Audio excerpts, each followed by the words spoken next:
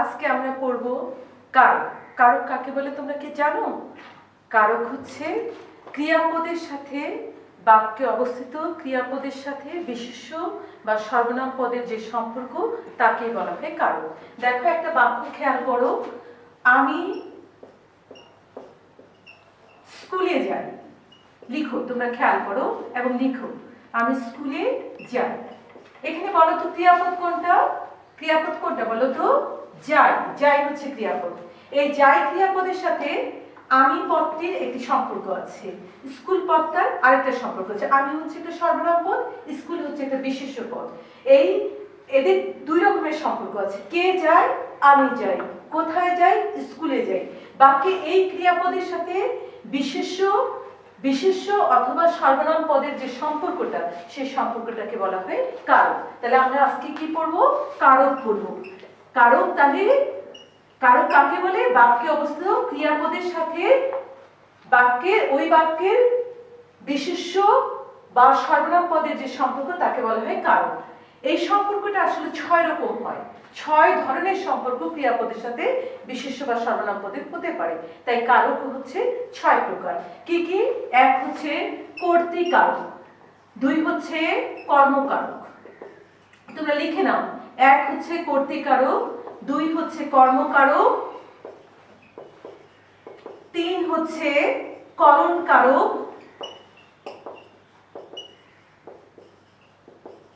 4 হচ্ছে সম্প্রদানকারক,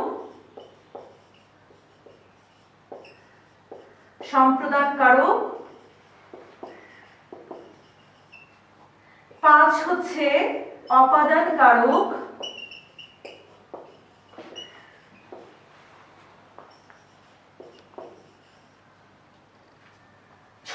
6 হচ্ছে অধিকরণকারক।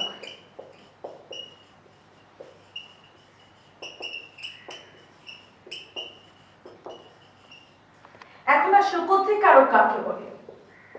কর্তৃকারক হচ্ছে কোনো বাক্যে যে ক্রিয়া সম্পাদন করে তাকে বলা হয় কর্তৃকারক। দেখো, যেমন আমি মাছ ধরি।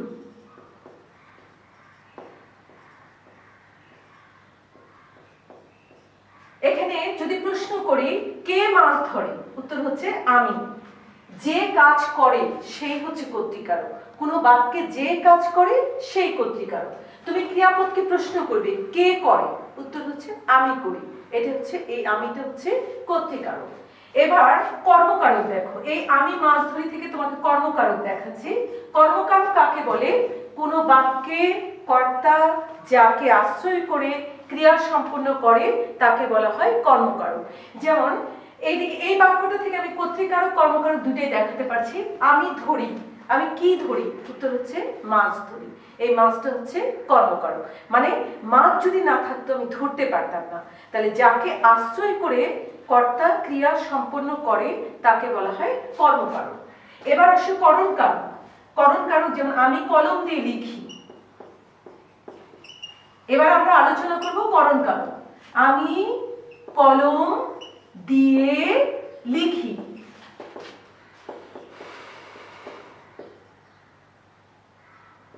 আমি কলম দিয়ে লিখি। এখন তুমি যদি প্রশ্ন করি আমি কি দিয়ে লিখি, উত্তর হচ্ছে কলম দিয়ে লিখি। এই যে তোমরা দেখতে পাচ্ছ আমি কি করছি, মার্কার দিয়ে বোর্ডে লিখছি। এই বোর্ডে লেখার একটা উপকরণ, করণ মানে যন্ত্র, সহায়ক বা উপকরণ। কর্তা যে যন্ত্রের সাহায্যে, যে উপকরণের সাহায্যে কোনো ক্রিয়া সম্পন্ন করে তাকে বলা হয় করণকারক। তাহলে করণকারক কাকে বলে?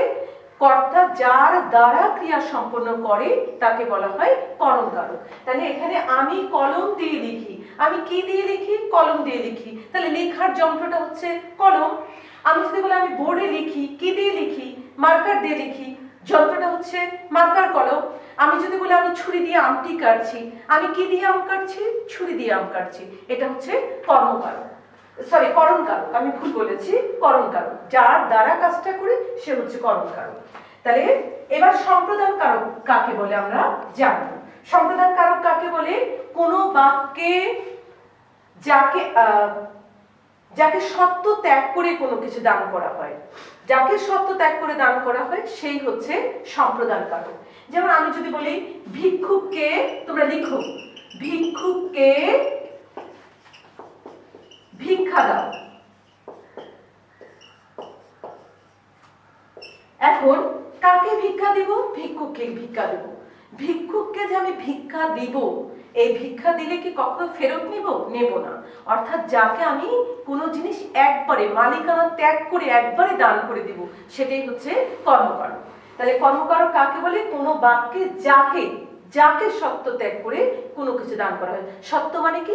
মালিকানা, মানে তোমাকে দিচ্ছি আর নিচ্ছি না, এটাই হচ্ছে সম্প্রদানকারক। তাহলে এখানে ভিক্ষুককে ভিক্ষা দাও, এখানে ভিক্ষুককে কাকে দিচ্ছি? ভিক্ষুককে দিচ্ছি, এটা হচ্ছে সম্প্রদানকারক। আমি আরো একটা বাক্য বলতে পারি, যেমন মনে করো সৎ পাত্রে কন্যা দান করো। সৎ পাত্রে কন্যা দান করো। কাকে দান করবে? সৎ পাত্রকে দান করবে। সৎ পাত্রকে যদি কন্যা দান করা হয়, কন্যার বাবা কি কন্যাকে ফেরত নেন? মা ফেরত নেন না, নেন না। অর্থাৎ তাকে সত্য ত্যাগ করে দান করা হচ্ছে। তেমনি ভাবে হতে পারে যে অন্ধজনে আলো দাও। অন্ধজনকে আলো দিলে সে আলো আমরা কখনো ফেরত নিই না। মৃতজনকে যদি প্রাণ দিই, অর্থাৎ যে স্থবির, যে নিশ্চল, তাকে যদি প্রাণ দিই, কখনো আমি সেই প্রাণ ফেরত নিতে পারি না। অর্থাৎ যাকে সত্য ত্যাগ করে দান করা হবে সেই হচ্ছে সম্প্রদানকারক। তাহলে সম্প্রদানকারকে আমরা দুইটা উদাহরণ দেখলাম, আর মুখে আমরা আরো 2-3টা উদাহরণ বললাম। এবার অপাদানকারক কাকে বলে? যা হতে কোনো কিছু উৎপন্ন, ভীত, পতিত, রক্ষিত, গৃহীত হয় তাকে বলা হয় অপাদানকারক। তাহলে অপাদানকারক কাকে বলে? যা হতে কোনো কিছু উৎপন্ন, ভীত, পতিত, রক্ষিত, গৃহীত হয় তাকে বলা হয় অপাদানকারক। যেমন আমি যদি বলি গাছ হতে পাতা পড়ে, কি হতে পাতা পড়ে? গাছ হতে পাতা পড়ে, পতিত হচ্ছে। মেঘ হতে বৃষ্টি পড়ে, কি হতে বৃষ্টি পড়ে? মেঘ হতে বৃষ্টি পড়ে। তারপরে যদি বলি জমি হতে ফসল পাই, কি হতে ফসল পাই? জমি হতে ফসল পাই, উৎপন্ন হচ্ছে। বাবাকে বড্ড ভয় পাই, কাকে ভয় পাই? বাবাকে ভয় পাই, বাবা থেকে ভয়ের সৃষ্টি হচ্ছে। যেখানে বাঘের ভয় সেখানে রাত হয়। কিসের ভয়? কি হতে ভয়? বাঘের ভয়। কি থেকে ভয়ের সৃষ্টি হচ্ছে? বাঘ হতে ভয়ের সৃষ্টি হচ্ছে। এটা হচ্ছে অপাদানকারক। একটা কথা মনে রাখবা, ভয় ডট যেখানে, অপাদান সেখানে। ভয়ের কথা থাকলে তুমি বুঝবে যেটা অপাদানকারক। তাহলে আমরা অপাদানকারকের একটা উদাহরণ লিখছি, মুখে অনেকগুলো বলেছি। যেমন বিপদে মোরে রক্ষা করো। বিপদে মোরে রক্ষা করো। তাহলে এই বিপদে মোরে রক্ষা করো, কি হতে রক্ষা করবে? বিপদ হতে রক্ষা করবে। আমরা বলেছি রক্ষা হলে তাহলে সেটা হচ্ছে অপাদানকারক। তাহলে কি হতে রক্ষা করবে? বিপদ হতে রক্ষা করবে, তাহলে এটা হচ্ছে অপাদানকারক।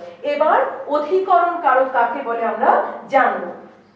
যে স্থানে, যে সময়ে, যে বিষয়ে কোনো ক্রিয়া সম্পন্ন হয় তাকে বলে ক্রিয়ার আধার।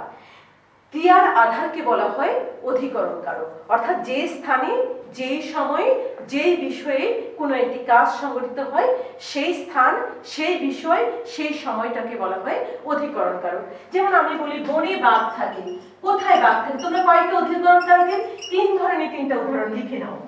বনে বাঘ থাকে, বনে বাঘ থাকে। এখন প্রশ্ন করছি কোথায় বাঘ থাকে? উত্তর হচ্ছে বনে বাঘ থাকে। তাহলে এখানে স্থান বোঝাচ্ছে। তারপরে হচ্ছে আরেকটা উদাহরণ লিখো, সে গণিতে ভালো। সে গণিতে ভালো, ভালো মানে দক্ষ। সে গণিতে ভালো, সে কোন বিষয়ে ভালো? গণিতে ভালো। তাহলে এটা বিষয়কে উল্লেখ করছে। তাহলে স্থান হলো, বিষয় হলো। এবার কাল দিই, কাল দিয়ে একটা দেই।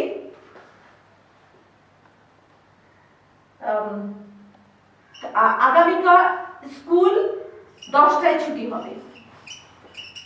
স্কুল 10টায় ছুটি হবে।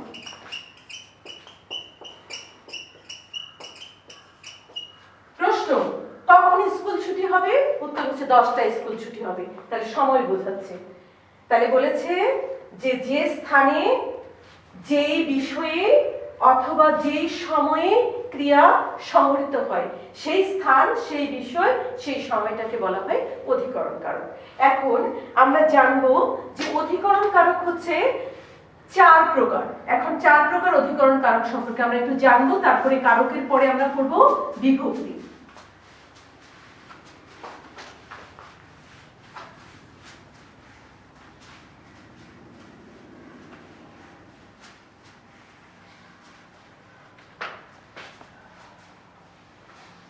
এখন আমরা তাহলে কি পড়বো? অধিকরণ কারকের প্রকারভেদ পড়ব। কি পড়ব? অধিকরণ কারকের প্রকারভেদ।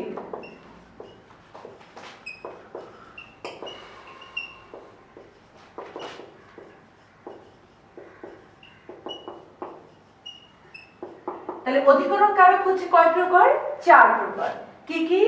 এক হচ্ছে স্থানাধিকরণ, তোমরা একটু আগে দেখলে স্থানাধিকরণ, ক্রিয়া সংঘটিত হওয়ার স্থানকে স্থানাধিকরণ বলে। 2 হচ্ছে কালাধিকরণ, ক্রিয়া সংঘটিত হওয়ার জায়গাটাকে বলা হয় কালাধিকরণ। 3 হচ্ছে বিষয়াধিকরণ, যে বিষয় ক্রিয়া সংঘটিত হয় সেটা হচ্ছে বিষয়াধিকরণ।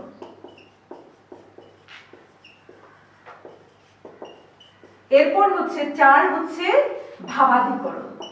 এবার আমরা একটু এগুলো জানবো, একটু করে জানবো, একটু আগেও জেনেছি, তারপর আর একটু জানবো, তাতে আমাদের বিষয়টা একদম স্পষ্ট হবে। স্থানাধিকরণ, যেমন বনে বাঘ থাকে। কোথায় বাঘ থাকে? বনে বাঘ থাকে। যে স্থানে ক্রিয়া সংঘটিত হয় সেটা হচ্ছে স্থানাধিকরণ। তারপর যদি বলি সকাল 9টা থেকে টিফিন শুরু হবে, কখন টিফিন শুরু হবে? সকাল 9টায় টিফিন শুরু হবে। কোন, এখানে সময়টাকে বোঝাচ্ছে, তাহলে এটা হচ্ছে কালাধিকরণ। বিষয়াধিকরণ, যেমন তিনি ব্যাকরণের পণ্ডিত, তিনি কোন বিষয়ে পণ্ডিত? ব্যাকরণের পণ্ডিত, তাহলে এখানে বিষয়টাকে বোঝাচ্ছে, তাহলে এটা বিষয়াধিকরণ হবে। এবার আসো ভাবাধিকরণ। আমি এই 3টা বিষয় নিয়ে আলোচনা করলাম না, কারণ একটু আগে আমরা এটা নিয়ে আলোচনা করেছি।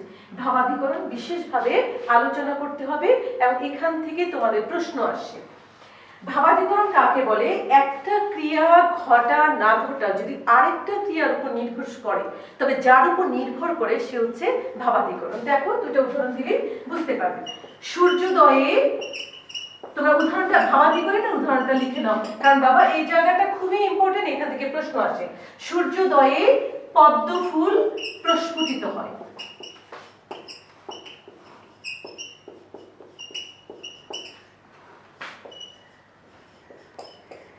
এই একটা উদাহরণ। আরেকটা 2 নম্বর আরেকটা উদাহরণ লিখো, হাসিতে মুক্তা ঝরে।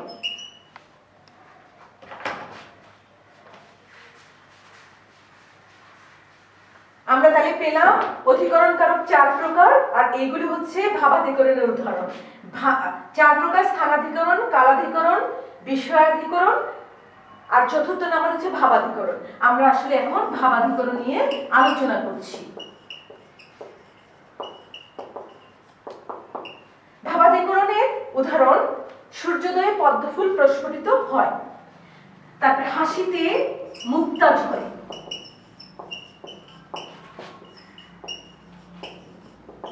দেখো বাবা, সবাই তাকাও, কখন পদ্মফুল প্রস্ফুটিত হয়? সূর্যোদয়ে পদ্মফুল প্রস্ফুটিত হয়, তাহলে এটা হচ্ছে অধিকরণ কারণ।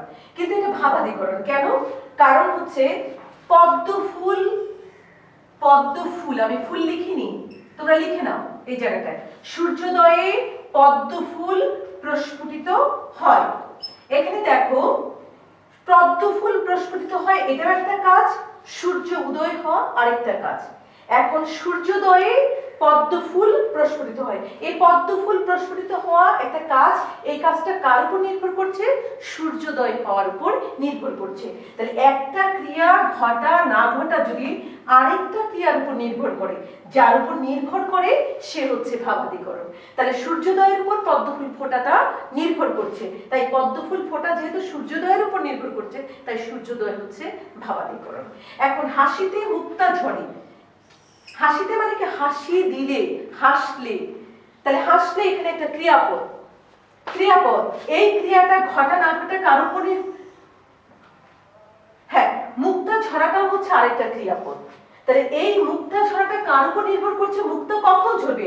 হাসি দিলে মুক্ত ঝরবে। মানে মুক্তা ঝরাটা নির্ভর করছে কার উপর?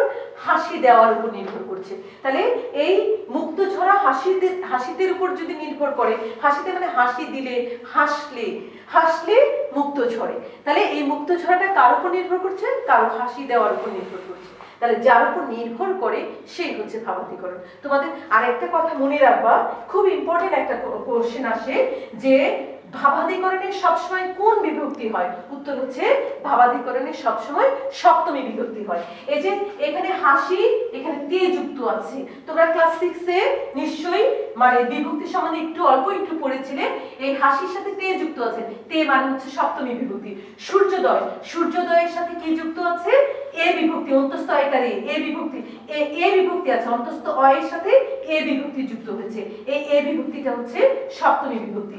সবসময় মনে রাখবা ভাবাতীকরণে সবসময় সপ্তমী বিভক্তি হয়।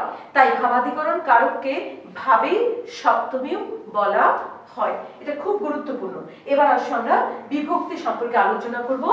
বিভক্তি হচ্ছে এমন কিছু বর্ণ বা বর্ণ সমষ্টি। এবার তাহলে আমরা কি পড়ব? বিভক্তি সম্পর্কে পড়ব। বিভক্তি কাকে বলে? বিভক্তি হচ্ছে এমন একটি কিছু বর্ণ বা বর্ণ সমষ্টি যা কি করে বাক্যের অর্থকে স্পষ্ট করে। দেখবা আমি এখন বিভক্তি ছাড়া একটা বাক্য লিখব, তোমরা বুঝতে পারবে যে বিভক্তি ব্যবহার করিনি বলে বাক্যটির অর্থ সুস্পষ্ট হয়নি। বিভক্তি কাকে, যেমন ঢাকা, বাংলাদেশ, রাজধানী। এখন তোমরা আমাকে বলো ঢাকা, বাংলাদেশ, রাজধানী। আমি আসলে যা বলতে চাচ্ছি তাকে এই বাক্যটি প্রকাশ করতে পারছে না। আমি বলতে চাচ্ছি ঢাকা বাংলাদেশের রাজধানী, তা না বলে আমি বাংলাদেশের, এই যে এর যে বর্ণ বা বর্ণ সমষ্টি এর সাথে যুক্ত হলে অর্থ প্রকাশ করত, তাই হচ্ছে বিভক্তি। এখন আমি যে তা না বলি ঢাকা বাংলাদেশের রাজধানী, তাহলে এটা কিন্তু অর্থ প্রকাশ করতে পারছে। আর আগের বাক্যটা অর্থ প্রকাশ করতে পারেনি। কেন পারেনি? কারণ এখানে একটা বিভক্তি যুক্ত করা দরকার ছিল। কি যুক্ত করা দরকার ছিল? বাংলাদেশ যোগ এর সমান হচ্ছে বাংলাদেশের, এটা যুক্ত করা দরকার ছিল, কিন্তু যুক্ত করিনি বলে এই শব্দটি বা এই বাক্যটি কোনো অর্থ প্রকাশ করতে পারেনি। তাহলে যে সকল বর্ণ বা বর্ণ সমষ্টি কোনো শব্দের শেষে যুক্ত হয়ে বা ক্রিয়াপদের শেষে যুক্ত হয়ে বাক্যটির অর্থ সুস্পষ্ট করে তাকে বলা হয় বিভক্তি। ঠিক আছে? তাহলে শব্দ বিভক্তি, বিভক্তি আবার দুই প্রকার, একটা হচ্ছে শব্দ বিভক্তি আর একটা হচ্ছে ক্রিয়া বিভক্তি। শব্দ বিভক্তি মনে করে এই বাংলাদেশ শব্দের সাথে যে এর যুক্ত হয়েছে এটাই হচ্ছে শব্দ বিভক্তি। মানে শব্দের সাথে যে বিভক্তি যুক্ত হয়, বিভক্তি দুই প্রকার, একটা হচ্ছে শব্দ বিভক্তি আর একটা হচ্ছে ক্রিয়া বিভক্তি। যেমন বাংলাদেশ শব্দের সঙ্গে এর বিভক্তি যুক্ত হয়েছে, এটা হচ্ছে শব্দের সাথে যুক্ত হয়েছে বলে এটা হলো শব্দ বিভক্তি। আর ক্রিয়া বিভক্তির একটা উদাহরণ দেখাই, যেমন আমি করি, আমি করি। মূল শব্দটা হচ্ছে কর, কর শব্দের মূল ক্রিয়াপদের মূলটা হচ্ছে কর। কর ক্রিয়াপদের সাথে কি যুক্ত হয়েছে? কর যোগ ই সমান হচ্ছে করি, কর যোগ রস্বই সমান হচ্ছে করি। তাহলে আমি করি, এখানে মূল ক্রিয়াপদের মূলটা হচ্ছে কর, করের সাথে ই যুক্ত হয়েছে, এই ইটা হচ্ছে ক্রিয়া বিভক্তি। ক্রিয়াপদের সাথে যে বিভক্তি যুক্ত হয় তাকে বলা হয় ক্রিয়া বিভক্তি, আর হচ্ছে শব্দের সঙ্গে যে বিভক্তি যুক্ত হয় তাকে বলা হয় শব্দ বিভক্তি। কারক নির্ণয় করতে হলে কি লাগে? শব্দ বিভক্তিটা দরকার হয়। শব্দ বিভক্তি হচ্ছে 7 প্রকার। শব্দ বিভক্তি 7 প্রকার। এই 7 প্রকার বিভক্তি সম্পর্কে আমরা একটু জানব।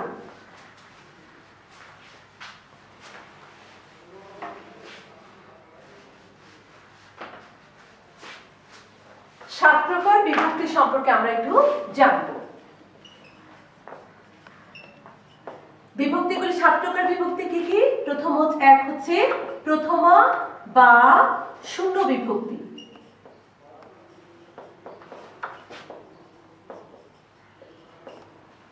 দুই হচ্ছে দ্বিতীয়া বিভক্তি। 3 হচ্ছে তৃতীয়া বিভক্তি।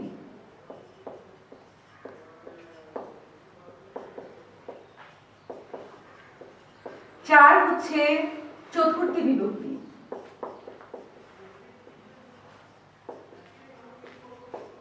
5 হচ্ছে পঞ্চমী বিভক্তি,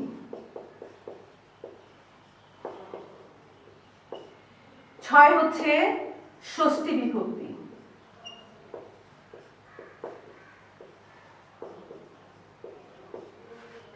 7 হচ্ছে সপ্তমী বিভক্তি। তোমরা খেয়াল করো, যেখানে কোনো বিভক্তি চিহ্ন স্পষ্ট না, বিভক্তি চিহ্ন দেখাই যাচ্ছে না, ওইটাই হচ্ছে প্রথমা বা শূন্য বিভক্তি। যেমন আমি ভাত খাই, ভাত খাই। আমি যদি প্রশ্ন করি আমি কি খাই, ভাত খাই, ভাত একটা শব্দ, এর সাথে কিন্তু কিচ্ছু যোগ হয়নি, তাই এটা হচ্ছে শূন্য বিভক্তি। দ্বিতীয় বিভক্তি, দ্বিতীয় বিভক্তি কি কি লিখো, কে রে এরে, এটা হচ্ছে দ্বিতীয় বিভক্তি। তৃতীয় বিভক্তি হচ্ছে দ্বারা দিয়া কর্তৃক, লিখে ফেলো তোমরা সবাই, দ্বারা দিয়া কর্তৃক। চতুর্থ বিভক্তি হচ্ছে কে রে এরে। তোমরা খেয়াল করেছো দ্বিতীয় বিভক্তি এবং চতুর্থ বিভক্তি একই, তবে একটু পার্থক্য আছে। যে কোনো কারকে কে রে এরে বিভক্তি যুক্ত হলে এটাকে আমরা দ্বিতীয় বিভক্তি বলবো, কিন্তু এই কে রে এরে যদি সম্প্রদান কারকে যুক্ত হয় তখন এই একই বিভক্তিকে আমরা চতুর্থী বিভক্তি বলবো। পঞ্চমী বিভক্তি হতে থেকে চেয়ে, এই বিভক্তিগুলিকে বলা হয় পঞ্চমী বিভক্তি। ষষ্ঠী বিভক্তি হচ্ছে র এবং এর হচ্ছে ষষ্ঠী বিভক্তি। সপ্তমী বিভক্তি হচ্ছে এ অন্তস্থ অ তয়কার্তে। আসলে এ অন্তস্থ অ তয়কার্তে এটা হচ্ছে এ অন্তস্থ অ তয়কার্তে, এটা প্রথমা বিভক্তি, এটা সপ্তমী বিভক্তি। তবে যেখানে কোনো বিভক্তি চিহ্ন স্পষ্ট না সেখানে আমরা সাধারণত প্রথমা বিভক্তি বলি, মানে কোনো বিভক্তি নেই ওটাও একটা বিভক্তি, এটাকে বলি প্রথমা বিভক্তি। আর সপ্তমী বিভক্তি এ অন্তস্থ তয়কার্তে থাকলে আমরা বলি সপ্তমী বিভক্তি। এবার আমাদের বিভক্তি বোঝা হলো, এবার কারক জানতে হলে আর কারকের সাথে আরো কিছু জিনিস জানতে হবে, সেটা হচ্ছে সম্বন্ধ পদ, সম্বোধন পদ। সম্বন্ধ পদ কাকে বলে, সম্বোধন পদ কাকে বলে?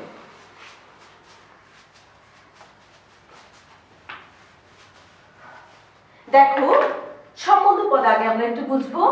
সম্বন্ধ পদ,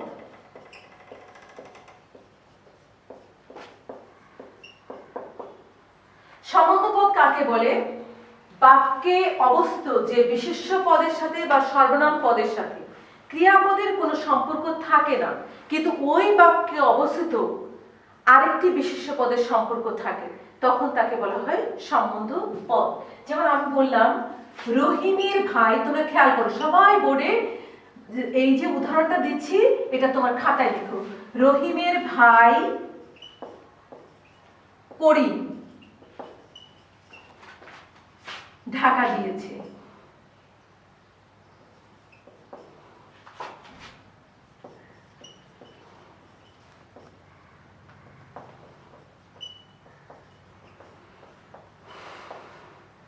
এখন যদি প্রশ্ন করি কে ঢাকা গিয়েছে, করিম ঢাকা গিয়েছে, ঠিক আছে, কিন্তু এই রহিমের ভাই শব্দটির সাথে এই ক্রিয়াপদ গিয়েছে, কে গিয়েছে, করিম ঢাকা গিয়েছে, কিন্তু এই যে করিম ঢাকা গিয়েছে, গিয়েছে হচ্ছে ক্রিয়াপদ, ক্রিয়াপদের সাথে করিমের সম্পর্ক আছে, কিন্তু রহিম পদটির কোনো সম্পর্ক নেই।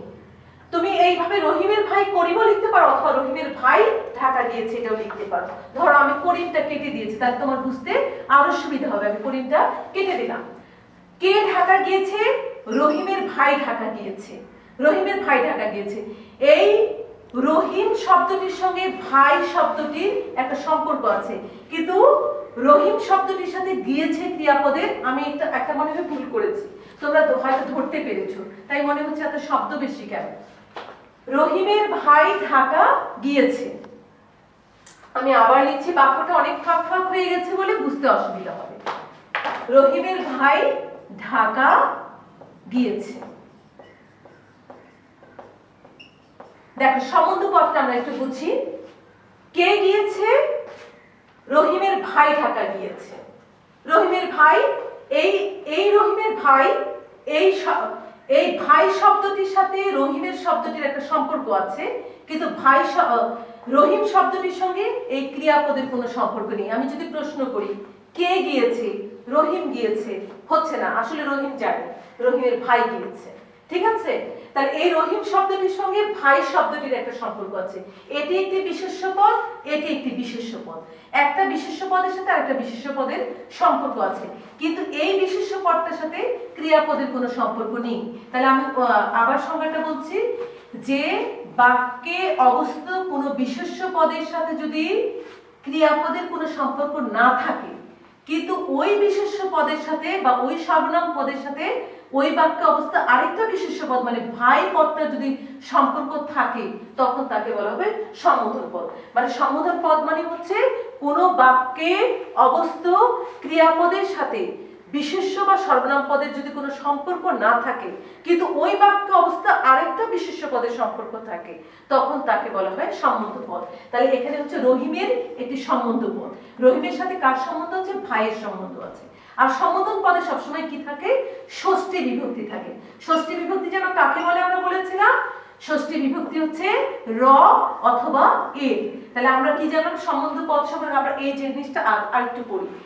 একটা হচ্ছে কোনো বাক্যে অবস্থিত বিশেষ্য পদের সাথে যদি ক্রিয়াপদের সম্পর্ক না থাকে, কিন্তু ওই বিশেষ্য পদের সাথে বা সর্বনাম পদের সাথে আরেকটি বিশেষ্য পদের সম্পর্ক থাকে, তখন তাকে বলা হয় সম্বন্ধ পদ। আর সম্বন্ধ পদে সবসময় কি বিভক্তি থাকে? ষষ্ঠী বিভক্তি থাকে।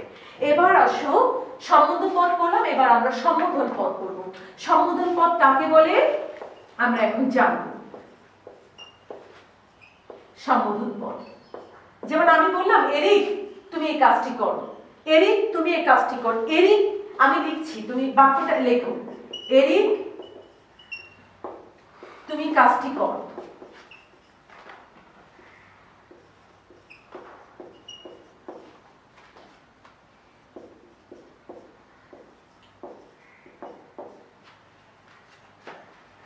আমি কোন বাক্যে যাকে সম্বোধন করে কিছু বলা হয়, মানে ডেকে কিছু বলা হয়, করিম তুমি এই কাজটা করো, রহিম তুমি স্কুলে যাও, সুজানা তুমি ওখানে যাবে না। এখানে কি করা হচ্ছে? কাউকে ডেকে কিছু বলা হচ্ছে। কাউকে যদি ডেকে কিছু বলা হয়, তখন তাকে বলা হয় সম্বোধন পদ। এই সম্বোধন পদের সাথে কখনো ক্রিয়াপদের সম্পর্ক থাকে না। আমি ক্রিয়াপদকে প্রশ্ন করি তো বিভিন্ন ভাবে, কে কাজটি করবে? তুমি কাজটি করবে। কাকে কাজটি করবে? উত্তর নেই। তাহলে আমি যদি যেভাবেই প্রশ্ন করি না কেন, এরিকের সাথে ক্রিয়াপদের কোনো সম্পর্ক আমি স্থাপন করতে পারছি না। কাকে কাজটি করবে, কি দ্বারা কাজটি করবে, কোনোটার উত্তরে কিন্তু এরিক উত্তরটা আসছে না। অর্থাৎ এরিকের সাথে ক্রিয়াপদের কোনো সম্পর্ক নেই। বাক্যে অবস্থিত কোনো পদের সাথে ক্রিয়াপদের যদি সম্পর্ক না থাকে এবং কাউকে ডেকে যদি কিছু বলা হয়, সেটা হচ্ছে সম্বোধন পদ। আর সম্বোধন পদে কি হয়? সবসময় কমা হয়। সম্বোধন পদের পরে কি হয়? কমা হয়। অতীতে সম্বোধন পদের পরে বিস্ময়সূচক চিহ্নের মতো চিহ্ন ব্যবহার করা হতো, কিন্তু আধুনিক বাংলা ভাষায়, আধুনিক বাংলা ব্যাকরণে সম্বোধন পদের পর কমা হয়। তাহলে এই জিনিসগুলো আমরা আজকে জানলাম। তাহলে তোমরা এরপরে কি করবে? অনুশীলনীতে তোমাদের একটা বাড়ির কাজ দিয়ে দিচ্ছি।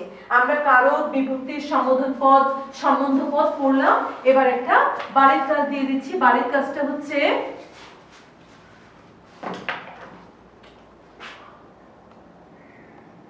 সকল কারকে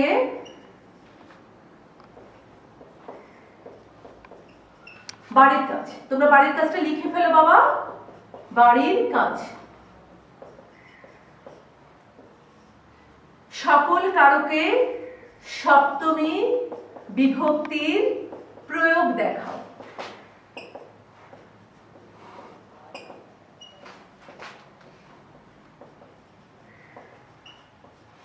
আচ্ছা, আজ এই পর্যন্ত।